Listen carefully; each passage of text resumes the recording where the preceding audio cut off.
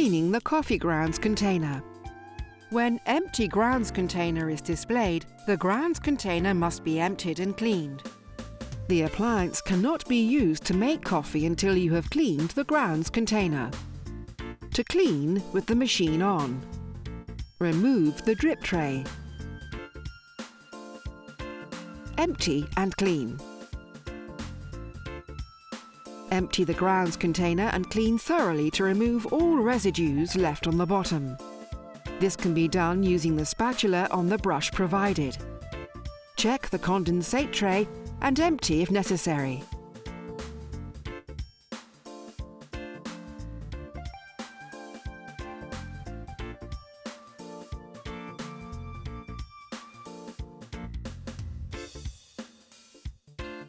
Important: when removing the drip tray, the grounds container must be emptied, even if it contains few grounds. If this is not done, when you make the next coffees, the grounds container may fill up more than expected and clog the machine.